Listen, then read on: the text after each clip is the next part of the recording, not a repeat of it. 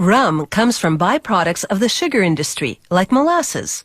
The Caribbean and Latin America produce much of the world's rum. Light rums are the base for cocktails like the minty mojito. Amber rums are medium-bodied and aged for flavor. They're often drunk straight, as is dark rum, the strongest tasting of all.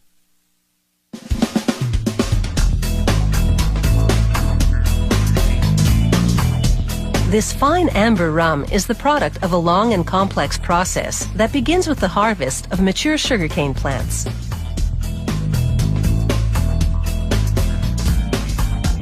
The cut cane goes to a sugar mill where they wash it, then crush it to extract its sweet juice.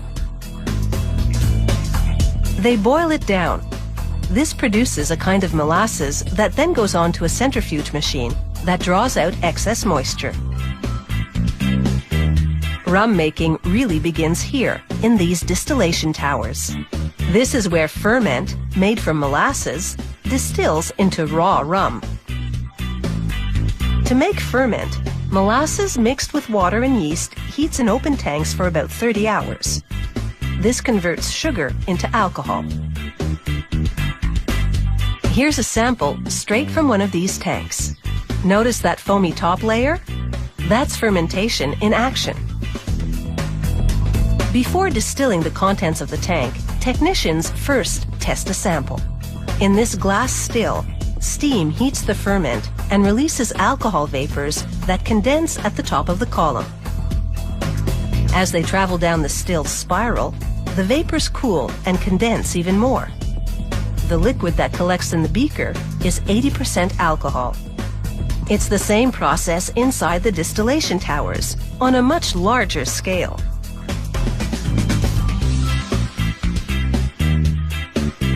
The ferment must reach 80 degrees Celsius to distill into raw rum.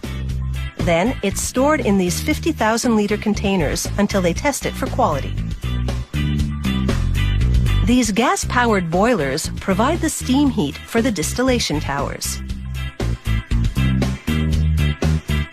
Workers monitor the distilling towers day and night. This facility can produce up to 40,000 liters of raw rum a day, all stored in these gigantic silos. From there, the raw rum goes into charred oak barrels. It's mixed with water and left to age anywhere from 1 to 12 years.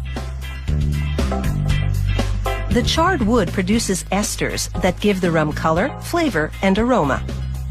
The longer it ages, the more intense the flavor.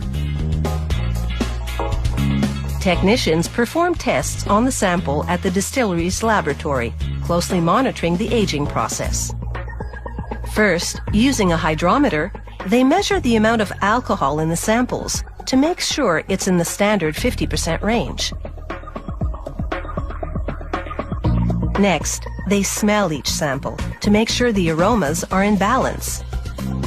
They keep a journal of all their observations. Quality control is the key to producing a consistent, flavorful product. Once it has aged, the rum is bottled. It's a fully automated process. First, they sterilize new bottles in a sodium carbonate solution. Then a conveyor moves them to a filling station that can process 150 bottles a minute. Rotating wheels deliver the bottles to a lever system that raises them up to the nozzles on pneumatic pumps. They fill up with rum, over 72,000 of them each day.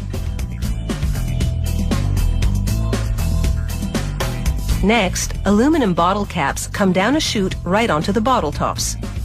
A piston valve pushes down on the caps and tightly seals each bottle. Next stop, labeling. First, a spinning roller applies glue to panels set on a rotating wheel. The panels pass a dispenser and a label glues onto them.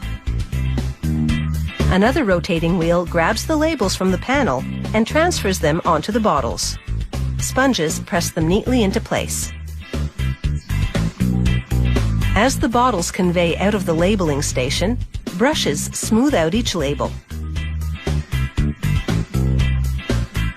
Finally, the bottles lower into boxes, 12 at a time, to ship to customers all over the world.